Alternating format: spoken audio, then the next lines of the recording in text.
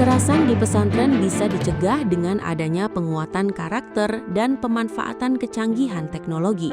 Hal itu diungkapkan pengasuh pesantren Darul Mukni, Kiai Haji Mustafa Mukni, usai peluncuran Gerakan Nasional Pesantrenku Aman Ramah Anak oleh PBNU di pesantren Darul Mukni pada Senin 18 Mei 2026. Kami itu melihat beberapa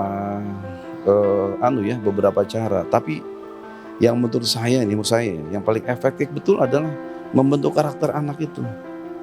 Kalau anak terbentuk karakternya, saya kira hampir sebagian masalah itu bisa terselesaikan. Jadi PR kita yang paling utama membentuk karakter mereka itu, bagaimana karakter terbentuk, kemudian perilaku terbentuk, akhlakul karimah itu terbentuk, itu sangat membantu sekali menurut saya.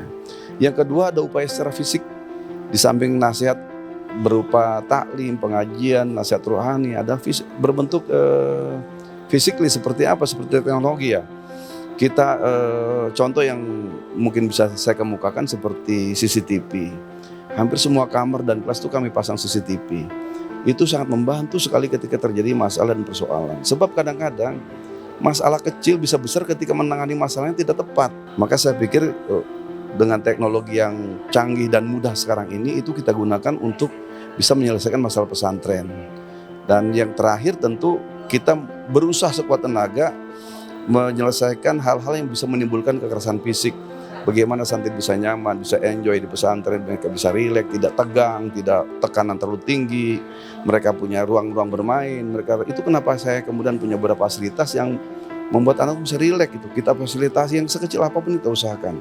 Merespon berbagai kasus kekerasan di pesantren akhir-akhir ini, dirinya menghimbau kepada para pengasuh pesantren dan pemegang kebijakan untuk mengoptimalkan fasilitas pendidikan di pesantren yang menjamin keamanan dan kenyamanan. Selain itu, ia juga mendorong adanya penguatan standarisasi pendirian pesantren dan pendampingan kepada pesantren-pesantren yang masih dalam tahap berkembang. Pertama, tempat dan fasilitas. Memang antara laki-laki dan perempuan, tempat banat dengan banin, itu semaksimal mungkin kita rapikan, terbuka, bisa diawasi oleh siapa saja. Tadi ibu saya ajak keliling, beberapa tempat-tempat memang sengaja kita terbuka, sehingga siapapun bisa, tidak ada tempat yang tertutup. Nah yang jadi masalah ada tempat-tempat yang nggak bisa dilihat orang. Nah itu yang kita hindari. Jadi semua dari asrama, tempat, mereka jajan, mereka berkumpul, semua terbuka. Jadi sehingga siapapun bisa melihat, itu akan membantu barangkali mencegah itu. Yang kedua, saya melihat ini maaf kalau saya salah. Saya kira yang begini pesantren yang kita tidak tahu nih pesantren apa gitu.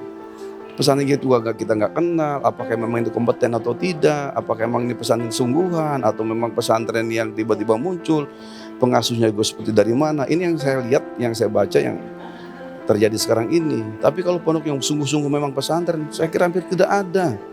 Tidak ada, ini yang sesuatu yang mungkin mengaku pesantren yang di blow up oleh berita, yang akhirnya jadi besar itu, tapi efeknya kepada kita semua. Maka mungkin masukan kami adalah bagus barangkali dari kita kalau memang ada akreditasi atau semacam persyaratan atau ada penilaian atau ada membantu untuk memberikan advice masukan kepada pondok-pondok yang mungkin baru merintis, berkembang atau yang memang mungkin fasilitasnya kurang memadai sehingga tidak terjadi hal-hal yang tidak kita inginkan. TVNU melaporkan.